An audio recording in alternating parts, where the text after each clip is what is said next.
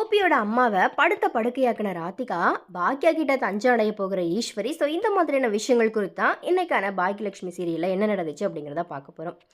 ஆக்சுவலாக பிடிக்காத மருமகள் கைப்பட்டாலும் கால்பட்டாலும் குற்றம் அப்படிங்கிற மாதிரியா சொல்கிறதுக்கு ஏற்ப ஈஸ்வரி வந்ததால் ராதிகான்னு அவங்களுடைய அம்மாவுக்கு பார்த்தீங்கன்னா ரொம்பவே வெறுப்பாக இருக்குது. இதனால் என்ன பண்ணாலுமே ஈஸ்வரி கிட்ட சண்டை போடுற அளவுக்கு ராதிகாவோட அம்மா பார்த்தீங்கன்னா வரிஞ்சு கட்டிக்கிட்டு போய் நிற்கிறாங்க.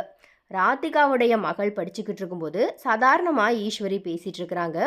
இதை தவறாக புரிஞ்சுக்கிட்ட ராதிகாவோட அம்மா சண்டை இழுத்து ஈஸ்வரியை நோகடிச்சிட்டாங்க. இதை தொடர்ந்து டிவி பார்த்துக்கிட்டு இருக்கும்போது ஈஸ்வரி கிட்ட வம்படியாக ராதிகாவோட அம்மா சண்டை போடுறாங்க. அதனால் ஈஸ்வரியும் பதிலடி கொடுக்குற வகையில் சண்டை போடுறதுனால வாக்குவாதம் பெரிய அளவில் முத்தி போயிடுச்சு. அப்போது ரெஸ்ட் எடுத்துக்கிட்டு இருந்த ராதிகாவுக்கு ரொம்பவே தொந்தரவு ஏற்பட்டதால் கோவத்தோடு வந்து ஈஸ்வரி என் அம்மாவை வந்துட்டு திட்டுறாங்க. இதனால் நொந்து போன ஈஸ்வரி எதுவுமே பேச முடியாமல் ரூமில் போய் அழுதுகிட்டே படுத்துட்டாங்க. சமாதானப்படுத்த போன ராதிகா கூப்பிட்டும் ஈஸ்வரி எழுந்திருக்கவே இல்லை. உடனே ராதிகாவும் அப்படியே விட்டுட்டாங்க. அதுக்கப்புறமா கோபி நைட்டு நேரத்தில் சாப்பாடு கொண்டு வரும்போது ராதிகா உங்கள் அம்மா ரூமை விட்டு வெளியே வரவே இல்லை, மதியத்தில் இருந்தே எதுவும் சாப்பிடவும் இல்லை, இந்த மாதிரியா சொல்கிறாங்க. இதை கேட்டு பதறிப்போன கோபி அம்மாவை தேடி போகிறாரு. உடனே அம்மாவை எழுந்தரிக்க சொல்லி கூப்பிடுறாரு. ஆனால் ஈஸ்வரி எந்த சுயநினைவுமே இல்லாமல் படுத்த படுக்கையாக இருக்கிறாங்க. இதனால் பயந்து போன கோபி ஆம்புலன்ஸுக்கு ஃபோன் பண்ணி அம்மாவை ஹாஸ்பிட்டலுக்கு கூட்டிகிட்டு போகிறாரு. இதை வெளியிலேருந்து பார்த்த செல்வி அக்கா பாக்கியா கிட்ட போய் சொல்லிடுறாங்க. உடனே பதறிப்போன பாக்கியா, பேரன்கன், தாத்தா எல்லாருமே ஹாஸ்பிட்டலுக்கு ஓடி போகிறாங்க. அங்கே ஈஸ்வரியை பார்த்ததும் தாத்தா ரொம்பவே வருத்தப்படுறாரு. அதுக்கப்புறமா மருத்துவர்கள் சொன்னது என்ன அப்படின்னா, சாப்பிடாம இருந்ததால் லேசாக சுகர் ஆயிடுச்சு, பயப்படுற மாதிரி வேற ஒன்றும் இல்லை, கூடிய சீக்கிரத்திலேயே கண் முழிச்சிடுவாங்க, அப்போ எல்லாரும் போய் பாருங்கள், இந்த மாதிரியா சொல்லிட்டு டாக்டர்ஸ் போயிடுறாங்க. இதை தொடர்ந்து ஈஸ்வரியை தன் கூடவே கூட்டிகிட்டு போகலாம் அப்படிங்கிற மாதிரியா தாத்தா பாக்கியா கிட்ட சொல்கிறாரு. அதுக்கு கோபி அதெல்லாம் இல்லை, என்னோட அம்மா என் கூட தான் இருப்பாங்க, இந்த மாதிரியா சொல்கிறாரு.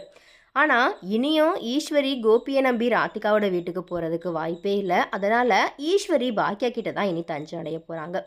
இதுக்கிடையில் அம்மா இவ்வளோ கஷ்டப்படுறதுக்கு காரணம் ராதிகா தான் அப்படிங்கிற மாதிரியா கோபி கோவத்தில் ராதிகாவை திட்டிடுறாரு. இதனால் கோவத்தில் ராதிகா வீட்டுக்கு போய் தன்னுடைய அம்மா கிட்ட சண்டை போடுறாங்க. ஆக மொத்தத்தில் இந்த கோபியால் யாருமே இப்போ நிம்மதியே இல்லாமல் அலைகிறாங்க அப்படின்ட்டு தான் சொல்லணும். அங்கே பாக்கியா ஒரு பக்கம் நிம்மதி இல்லை, இங்கே ராதிகா ஒரு பக்கம் நிம்மதி இல்லை, அவங்க அம்மாவும் ஒரு பக்கம் நிம்மதி இல்லை. ஸோ எனிவே இது குறித்த உங்களுடைய கருத்துக்களை என்ன அப்படிங்கிறத மறக்காம கமெண்ட்ஸில் மென்ஷன் பண்ணுங்கள். ஸோ இது ஒரு பக்கம் இருக்க, நம்ம உலக நாயகன் கமலஹாசன் அவர்களினுடைய வீட்டோட விலை எவ்வளோ தெரியுமா? ஸோ அது குறித்து தான் இந்த வீடியோவில் நம்ம பார்க்க போகிறோம். ஆக்சுவலாக கமலஹாசன் அவர்கள் பார்த்தீங்கன்னா உலக நாயகனாக இந்த தமிழ் சினிமாவையே கலக்கிக்கிட்டு இருக்கிறாரு அப்படின்ட்டு தான் சொல்லணும். ஸோ கமலஹாசன் அவர்களினுடைய சொத்து மதிப்பு குறித்த விவரங்கள் பார்த்தீங்கன்னா அடிக்கடி இணையத்தில் வைரலாகும். ஸோ அது குறித்து நம்ம பார்த்துருப்போம். பட் அவருடைய வீட்டோட மதிப்பு பார்த்தீங்கன்னா கண்டிப்பாக பலருக்குமே தெரிஞ்சிருக்காது. இந்த நிலையில தான் அவருடைய சொந்த வீட்டோட மதிப்பு குறித்த ஒரு தகவல் பார்த்தீங்கன்னா இப்போ வெளியாகி இருக்குது. அதன்படி சென்னையில் இருக்கிற கமலோட வீட்டோட மதிப்பு 20 கோடி இருக்கும் அப்படிங்கிற மாதிரியா சொல்லப்படுது. இந்த தகவல் பார்த்தீங்கன்னா இப்போ இணையத்தில் வைரலாக பேசப்பட்டு வருது. பட் இது எந்த அளவுக்கு உண்மை அப்படிங்கிறது வந்துட்டு தெரியல. ஸோ எனவே இது குறித்த உங்களுடைய கருத்துக்களையும் மறக்காம கமெண்ட்ஸில் மென்ஷன் பண்ணுங்கள்.